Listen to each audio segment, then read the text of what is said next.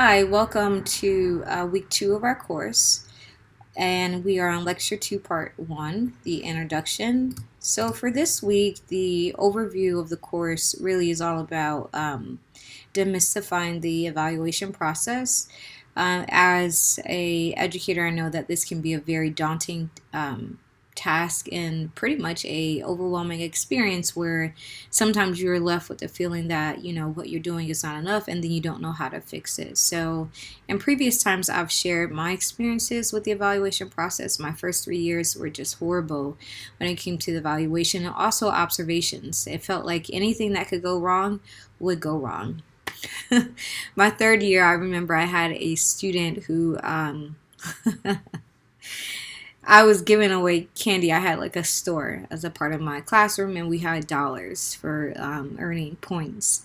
And I remember a student could not have candy because that was, a restriction of his diet. And I was giving out the candy as a reward, and he threw a fit and decided to stab his hand with a scissor. I don't know where he got the scissors from. I think they were in his backpack, but he stabbed his hand, and my administrator literally had just walked in. And then it became a thing where I had to justify that I was creating safety and alternative rewards for students. Taught me a valuable lesson about reward systems and sometimes the results of that. But literally, like, everything that could have gone wrong typically went wrong in my evaluations, which is why reflection is something I became very good at, especially the systematic aspect of it. So after my third year, I actually started to do something very different. I strategically created my binder. And what I mean by that is I had a binder that probably took a day for people to evaluate me, because I said I would never go in front of my administrator and feel depleted or feel like I was not doing my job. And another thing I started to do in that process was hold them accountable and require them to tell me what to do. So I'm hoping by the end of this unit it empowers you as an educator to start the initial steps of setting and refining your goals. I'm also hoping that this unit prepares you for the process of properly aligning goals to teacher professional development practices, because these skills will allow you to navigate and lead the way in which you are evaluated, and also how you experience reflection, because goal setting is a part of that. So after completing the unit, I'm hoping that you develop professional goals for your teacher how to develop professional goals for teacher development, align your professional goals to professional development requirements, and then you will know the requirements of the systematic approach to reflection in the state of Nevada. The other thing that's important here is that you actually have the ability to do these skills. So this unit is kind of purposeful in first going over what the goal setting process is for teachers. And I took an article from 1980s, and it's still relevant today, which tells you we need a lot of changes as an education system. However, I'm using that article to start the conversation, and then we'll look at the how-to part. So you should be able to assess the aspects of your practice of goal setting as being in the cognitive shaping or the autonomous phase, and then you should be able to assess aspects of your practice from beginning to innovating, and then you should be able to conduct a self-audit, a complete self-audit at the end of this module, which goes into your real-world experience. So the readings for this week, one of them was changed. Goal setting as teacher development practice for by Heather Camp. That will be the supplemental piece, and then this is the actual piece we'll be working on, Helping Teachers Set Goals by Thomas L. McGrail, and then Nevada Educator Performance Evaluation System. This PDF is something that you actually need to keep on hand, because it'll be something we review all week. Or not all week, but the entire course, and it's just something for you to have. I would recommend that you start yourself a binder if you don't already have one, and have this be the indicator areas within your binder, which is something I do. and I will be doing the summer with you. Things to remember for this week. So this slide you'll see again in lecture 2, but I just wanted to remind you and kind of better align what the outcome of what we're doing is and how that outcome meets the end of week tasks.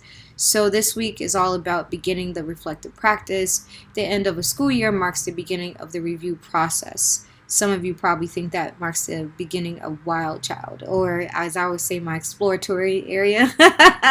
Every summer I had a new craft or a new skill or something I wanted to learn to kind of not reinvent myself, but learn something new about myself. So professionally, I didn't want to become boggled down with the misconception that all summer I was doing my curriculum alignment. I only do that the month before school starts. So I know that some of you are waiting to run out the school buildings. However, wait just for a second.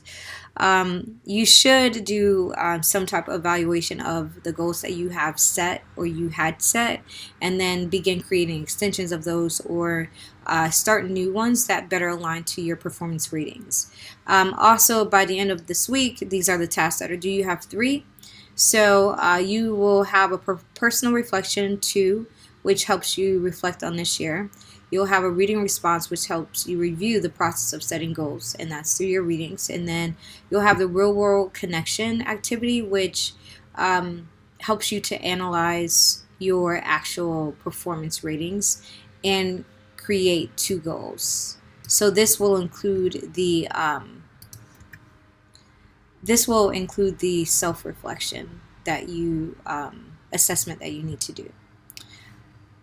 And then finally, one of the other things that I'm doing is I'm adding supplemental additional curriculum or supplemental text. So it'll be in a video form. You'll see that in the next video, or the next lecture. So if you have any time throughout your day, which I know you're very busy, try to take a look at some of the things that teacher educators who are also researchers have concluded in regards to reflective practice. Things to consider while completing this module. There are 3 questions that I wanted you to kind of take a look at as you are, or keep in mind as you are completing this module. Number 1, what does your evaluation process look like within your school? What does your goal setting process align? How does your goal setting process align with your evaluation process? And then what should you do as a professional to ensure you're meeting your goals? That is an important one, because you may not always be in a school system that supports your professional growth.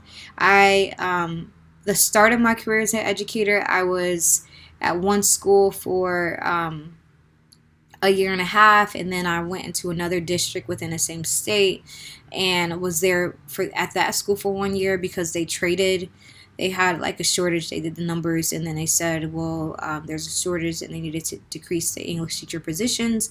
And because I was the last one hired, I was the first one to go into the pool.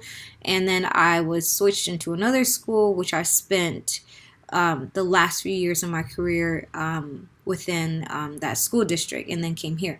So I say all that to say my professional growth could have been stunted if I didn't set my own goals and make sure those goals were implemented into everything I did, because you don't often have control over where you are placed, but you do have control over how you use your tools, your development process. Even if it's being set by someone else, you can align it to your professional development overall.